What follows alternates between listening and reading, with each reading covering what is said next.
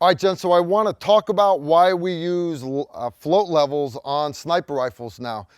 Back in the day, 15, 20 years ago, we never had a float level, any bubble level, anything on our sniper rifles. Now, we were taught in school, sniper school, rifle has to be level, has to be level, has to be level. But they really never got in deep into the weeds on just how important it is. Now, we worry about making those exact wind corrections, making sure that we're not a half minute of angle off. Half minute of angle, you're talking half an inch at 1 football field away, right? We're talking about, even when we're talking about a whole minute of angle, that's only 3 inches at 300 meters.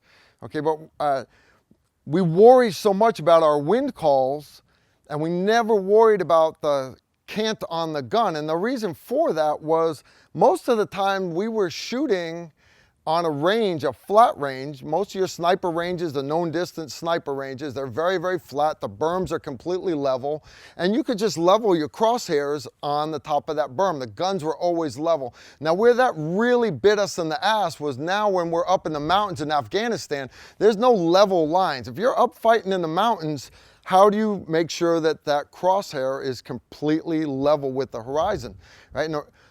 Yeah, well, it doesn't make that big of a difference. Well, actually, it really does. Now, the trajectory of your bullet, everybody knows, yeah, okay, comes out the barrel, goes up, rises, comes down, falls down in through the target. Max ordnance. We all got all that.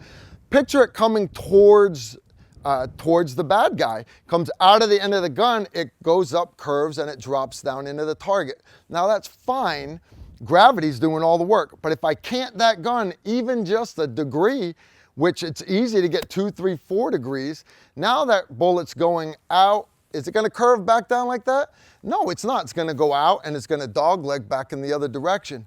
So what we didn't realize was back then, if we had a couple of degrees of cant in the gun, when you're out shooting at 6, 7, 800 meter target on the unknown distance ranges that had very uneven terrain, that we'd pull the trigger, and if the guy missed by 4 feet, we just figured, well, either the spotter gave a really bad wind call or the wind shifted, but we never thought that maybe it had nothing to do with a bad wind call. Maybe the actual shooter had his gun canted, and it wouldn't have needed to be canted very much at all to make that much of a miss at that distance. So anyways, we've seen the error of our ways, and now that guys are deathly accurate about this. We've got to have the gun level every shot. Accurate shooting at distance is all about consistency. So what we use now on our guns are float levels. This particular one right here is made by Horus Vision. It's got a angle indicator on the side, and then it's got a really small float level on the top. Okay, this other one over here on this other gun, it's made by Flatline Ops. It just has the bubble level. Now, people would say, well, this version's better because it's got the angle indicator. Yes and no. Here's the deal. If I'm having to worry about angle down onto the battlefield, I can calculate that once and I don't have to worry about it for the rest of the shots that I'm taking in that area. However, every time I pull the trigger, I have to make sure that gun is level. I have to make sure it's level. So me personally, I prefer the Flatline Ops one. It's called the AccuLevel Covert. This one's a 34 millimeter version. The reason why I like it is it lays nice and flat. You see it's leveled, nothing sticking out on the gun, okay? But, and it's readable like that. But also what you can do is you can actually flip it over to the side, and now even with my eye behind that ocular lens of the scope, I can still see the level off the side of the gun. So if I was to flip it to the side here, even shooting it right-handed, I can see that, all right? Shooting it left-handed, I can see that, all right? So,